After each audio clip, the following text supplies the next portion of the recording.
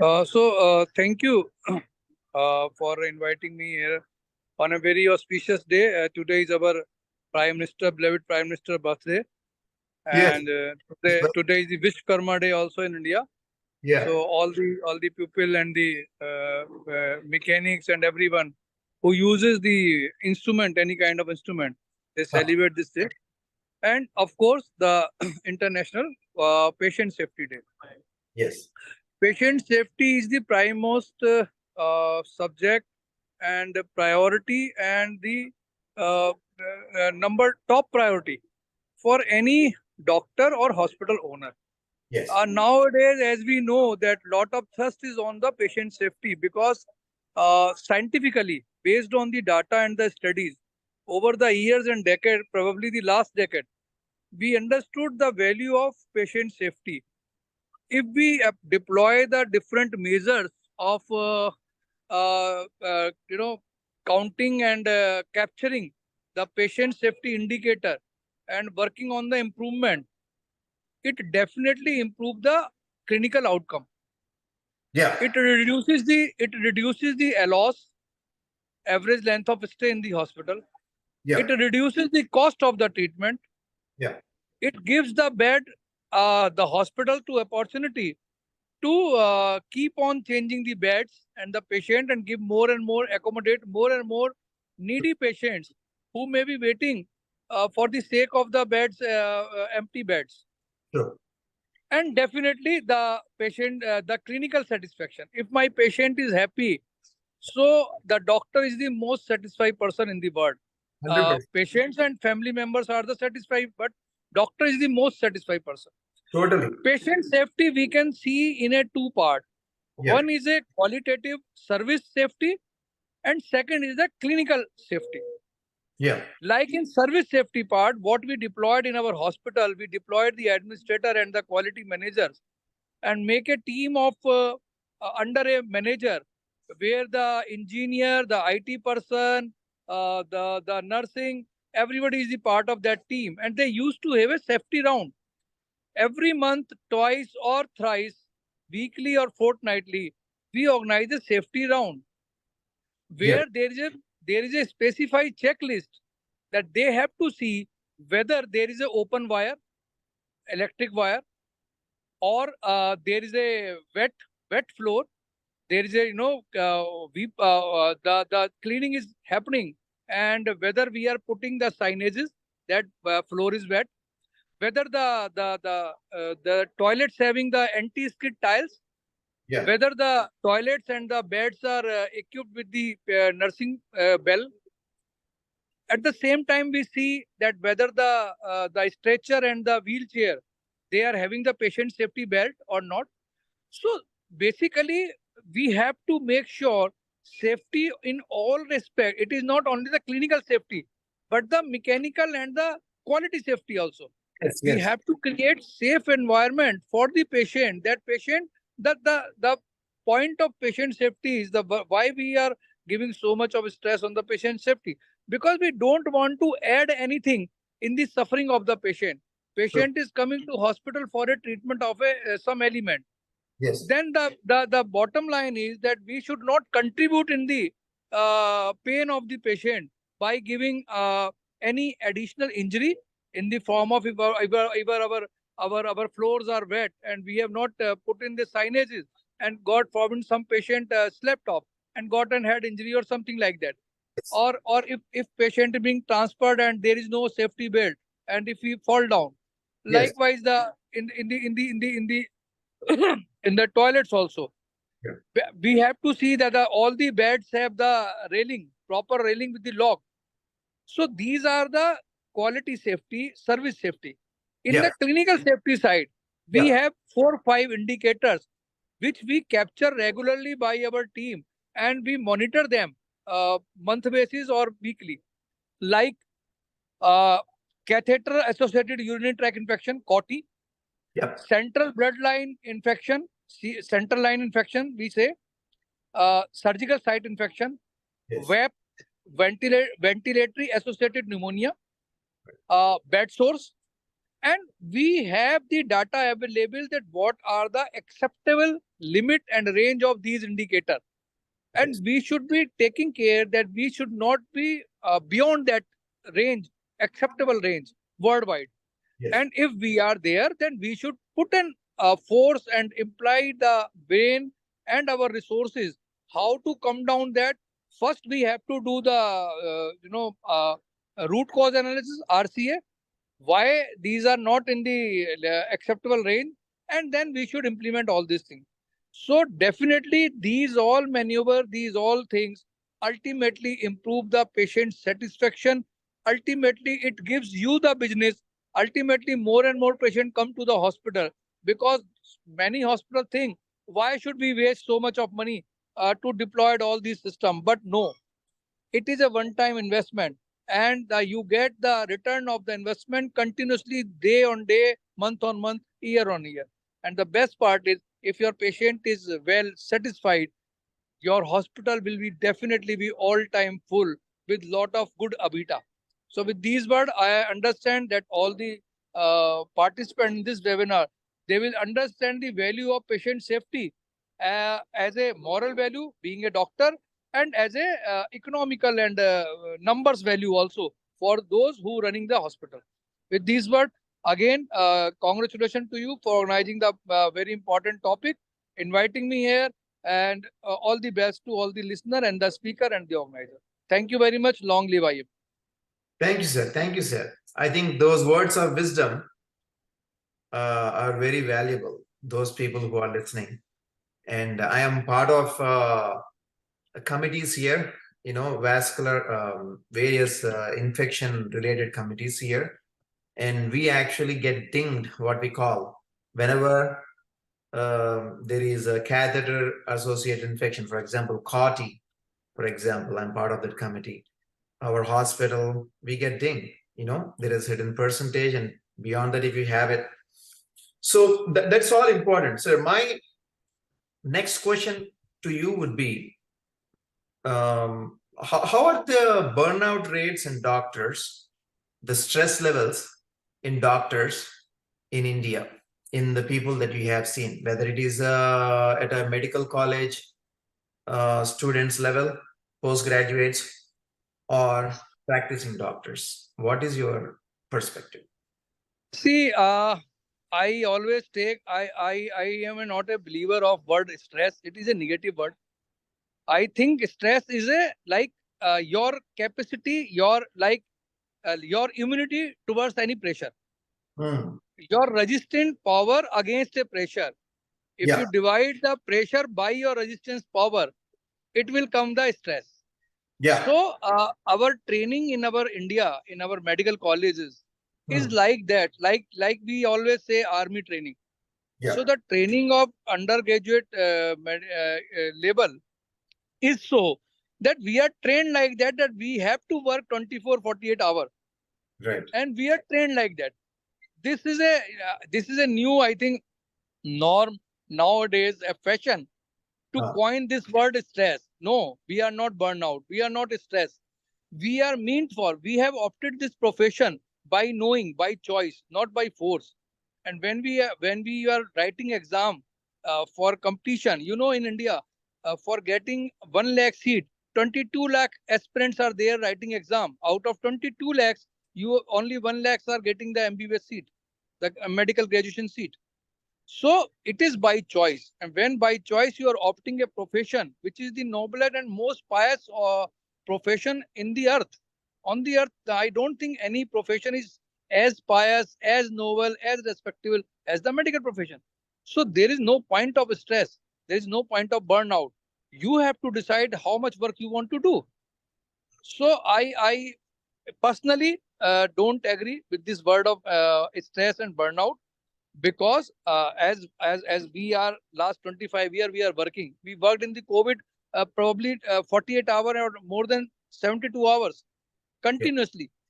Yeah. See, there is a tiredness. Yes, of course, tiredness is always there. If you don't have a proper sleep, if you don't have a proper food, there is an element of tiredness. But tiredness cannot be synonymous with the stress or burnout. So probably people are using much harder and harsh term for the tiredness, which was there in 25 years back also. Yeah. And people are coining burnout and stress term for simple tiredness. So I don't think there is any burnout or stress in medical field, because we opted this. It is not an 8-hour job. It is not just a a official job that you are coming, signing few paper and going back to home, or working from home on computer. In a clinician, as a clinician, you are bound to be with the patient, and limit you can set yourself. Yes, Yeah. of course, in the medical college and the hospital, in younger age, when you have more capacity to bear the pressure, you have been forced to 48 hours, sometimes for 72-hour duties. Yeah. But it is since ancient time, since decade it is happening like this. It is not a new thing. Now situation has improved. The working atmosphere has improved. There is a doctor's duty room are there. Yeah. 25 year, 30-year back, there are hardly any doctor duty room. Yeah. So things are improving a lot in India. And personally, I don't agree with the word of the stress. And even I advise those who use that burnout and stress, they should just take it easy. Yes, it is a tiredness. And after taking a proper relaxation, wherever you want to chill out, after that having chill out, you are again fresh. Sir, obviously, you became the president of IMA because you were able to tackle stress very well, tackle all the pressures very well. So you are a very strong personality. It seems to be, your mindset seems to be very strong. So obviously you were able to, that's the reason, lead the IMA and get to that stage, which I really appreciate the mindset with which you are approaching it, because the moment you say, oh, that stress is there or that is there, the more you start feeling negative, bad. So from that point of view, I do agree with you that don't tell yourself constantly that you are stressed, because the more you tell yourself that you are stressed, the more stress you are going to feel automatically. Absolutely. We feel pride. See, as a doctor, we feel pride to serve the patient. We feel pride. Whenever there is a serious patient on the ventilator, you see, is there any doctor who say, I am tired, I am not going to take the ABG? No doctor. Neither doctor nor the healthcare worker. Okay. So, sir, at the same time, like I'm sure, there are different mentalities, right? There are different personalities.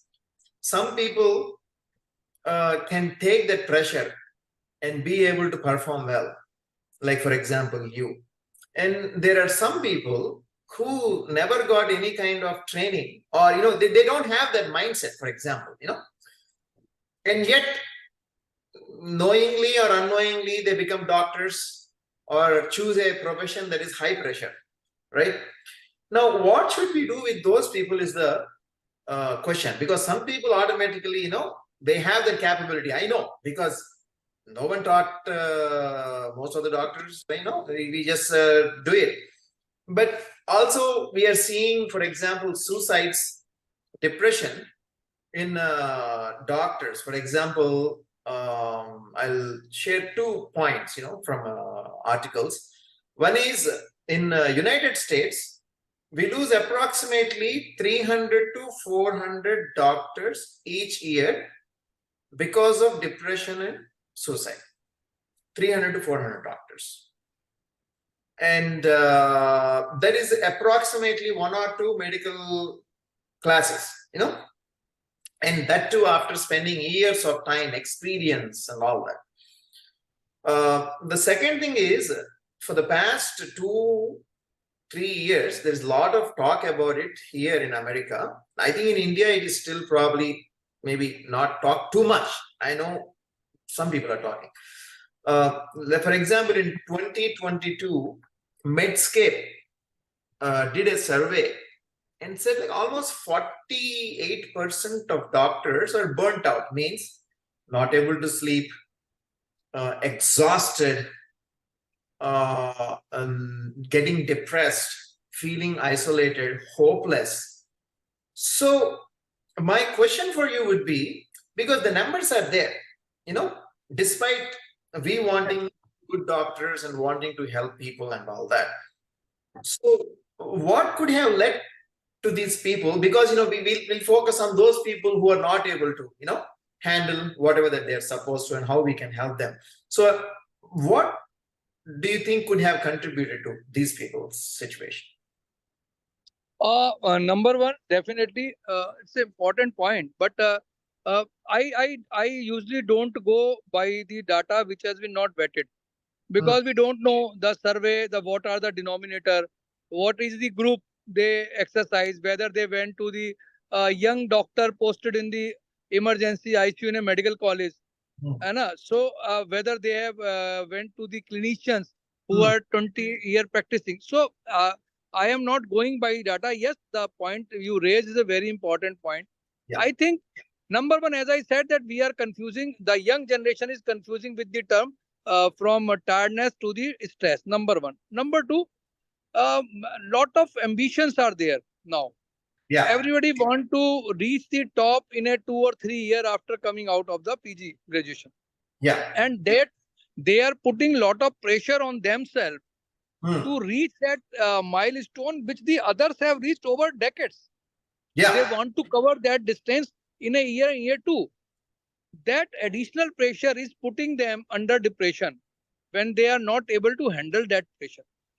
Number three, I think that 99%, but rather more than 99%, who are in the critical care or in emergency service or into 24 into 7 kind of services, their training is like that. They hardly have any problem unless until there are some personality problems also. Okay? Yeah. So there is a type A, type B, type C kind of personality. Right. So if it is contributed through that personality, so even if you are in any profession, so you cannot blame the profession for their tendency to suicide. Number three is probably nowadays, as in India, a lot of social media and WhatsApp group and so much of in social media. So even if they are the younger generation or even the any generation, if they have no work, they keep on busy on the social media, and there is a decrease in sleep. So they are not able to take a proper sleep, and that added up to the pressure and tiredness of the patients. Yeah. If you don't have a proper sleep, then ultimately it adds up the pressure. So Yes. I think more than medical cause, these are the different cause which is adding the pressure on the doctors, not the because of the patient. And for a personality cause, if you have a tendency as a personality defect, that can happen anywhere. It is in all the profession. So it should not be seen as the health hazard, as the occupational hazard, but it is a type of personality, and definitely those people should be taken care. Should be the others people should be vigilant and find out those kind of people and keep talking to them. They should not be remain in a silos or in a alone kind of system. They should be taken care by the system, and we should talk to them. We should do counseling of those doctors or those personality, because suicide is very unfortunate, very unfortunate for the family also. Those that are doing that, I am sorry for them also, and for their family members also. This is a loss. This is a nation loss. After becoming a doctor, if somebody is doing suicide, it is a loss to family, but bigger than it is a nation loss. So I'm very sorry, and definitely it needs to be looked after, but lot of fine tuning is required in your daily routine also. Daily pursuit has to be changed. We should not be giving much time to the social media uh, at the cost of proper sleep. 100%, sir. Very well said. Every single point what you said. I'm very happy that you are seeing both sides of the coin. Means on one side, there are strong people who can, manage and everything because their personality or the way that they manage their life, they can take care of things very well. On the other side, I'm very glad that you touched on the social media aspects, and some people not able to manage whatever that they're trying to do. I think that is equally important and need to help them. And my whole goal is to help the people on the other side. You see what I'm saying? Who, for whatever reason, they did not learn the skills growing up, nor they had that pressure taking capacity for whatever reason. No need to blame anyone. That is how I see it. I don't blame anyone. And what kind of support can be provided for these people? Like, the one example that I often give is when we have someone to go and swim in the ocean, for example. First, we put them in a swimming pool, teach them, and then Absolutely. all that. And then after all the training, we then throw them into the ocean and try. That is what I mean by the training. The training itself is a design like that. Yeah. So there is no fault in the training system. It is the personality, and it is unfortunate. But I must say it is unfortunate. Yeah. And whatever we can help them, we can do, we should do. Absolutely, absolutely.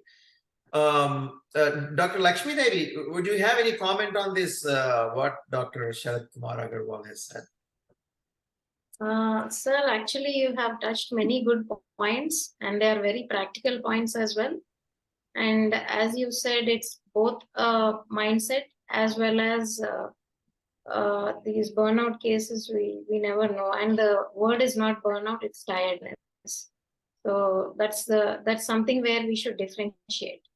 So instead of going on using that low energy word, okay, like burnout. So that is one thing. And as sir has pointed out, was very well said about the mechanical devices and other patient safety things, which he said that we need to take care, which are not related to the doctor directly. So those are really important. And what we need to take care as doctors, those 4 or 5 points which have to be taken care, should not be going into the negligence aspect. So that I think that makes it very, very simple. And in emergency areas, definitely doctors should be trained about what happens when we have to break bad news, how do we break it, and how to face mob violence. And like you should have some support from the hospital in terms of security. And as I said, CCTV cameras to cover the scenario. Okay, all these will help from the medical legal aspect in order to have protection and then later claim and all these things. And Yeah. But they are not patient safety. They are the environmental safety, the doctor yes. safety. But when we are celebrating patient safety, I only touch the patient safety point. Yes, sir. Yes, sir. Yeah. Yeah. Kiran, you would like to add something? Yeah. Yes, I have to catch my flight, and I think the boarding time is coming close. So I will take your leave, and very good, very good webinar, and all the best. Thank you, sir.